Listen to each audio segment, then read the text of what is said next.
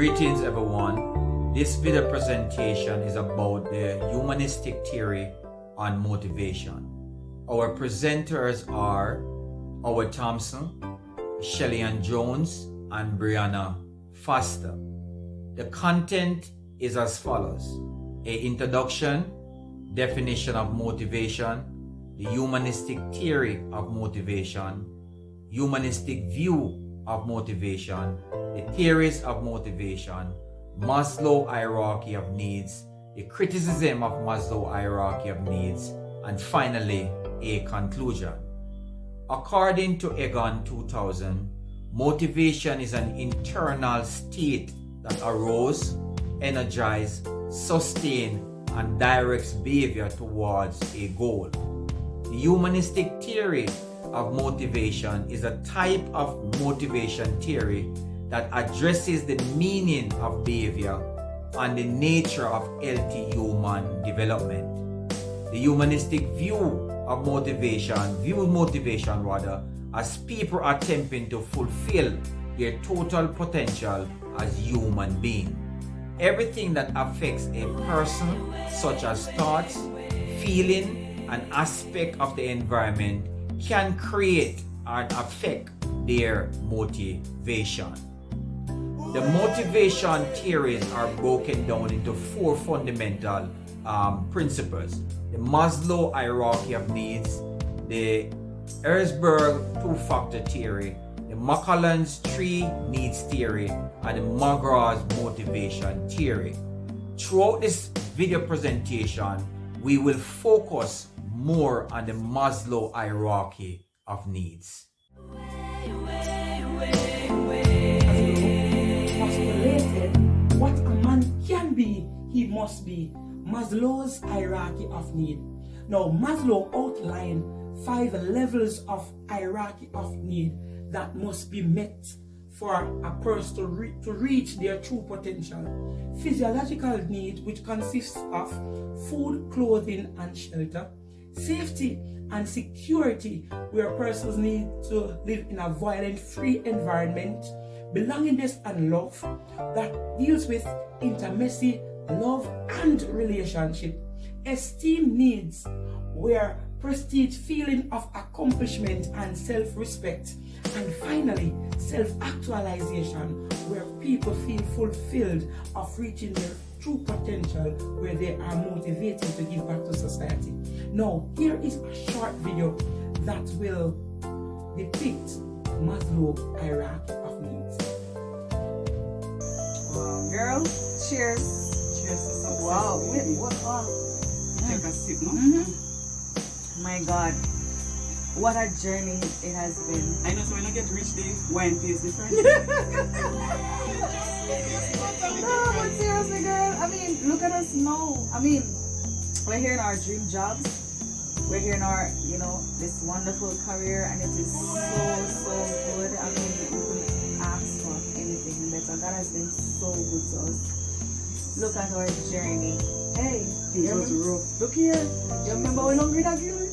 I'm going to drink sugar and water. God, Jesus. You You never about to be hungry. And every night gunshot in my ears. Oh my God. You remember when your roof used to leak? Good Jesus. Lord have So we mercy. set back on until now. Even when the place now leak, we still are going to set back on when rain and fall. Oh God, girl, get it off. And look here. Jesus, take a sip, darling. Hello. You deserve it. Take a sip, take a sip. Oh. You deserve it. Not to mention the Mr. Rights that has come Oh along. my God. That has been so good to us. It has been such a blessing. It has been such a blessing. And so we don't look like what we have been. Not at all. We don't look like what we have been through. Life is good. And look how well respected we are. We're respected in our community. We're respected amongst our colleagues. Oh my God. It has truly been a journey, an inspirational journey. But you know what? Above everything else, I'm actually elated that we have accomplished as individuals, that we have surpassed the challenges, we have climbed the stages of the ladder. So we always tell ourselves that this life is good. So, and because we put towards what we want to reach and what we want to achieve, then that's the reason why we are here today. My Hard God, work and dedication. surely paid off, surely paid off. So girl, Here's to success. That concludes then my presentation on Maslow's hierarchy of needs. Our next presenter is Brianna. Good afternoon, everyone. My name is Brianna Foster, and I will be looking at the criticisms of the Maslow's hierarchy of needs. So I will be looking at the positives and also the negatives of this theory. Now, let us start with the positives. So the Maslow's hierarchy of needs, it takes into account human nature, meaning it gives consideration to basic human nature, to the basic needs that us as humans have as we traverse this life and also as we move from one stage of life to the next. A second positive of the Maslow's hierarchy of needs is that it helps us to understand the motivations behind human behavior. Now, it helps us to understand why we do what we do when we do. For example, in a class, the teacher has 45 students and one student is behaving outside of character. Now, instead of that teacher moving straight into punishing or reprimanding such student, the teacher can take the initiative to investigate the reason as to why this child is behaving this particular way, and from that investigation, measures can be taken to correct his or her behavior. The third positive of the Maslow's hierarchy of needs is that it can be applied across all disciplines. So this theory can be used to explain human behavior in a wide range of scenarios. So this theory can be applied at home, it can be applied in the workplace, it can be applied in school, and also it can be applied even in the church. The first criticism of this theory is that the needs aren't always hierarchical. So this means that the needs, they don't necessarily follow, needs in life don't necessarily follow one particular structure.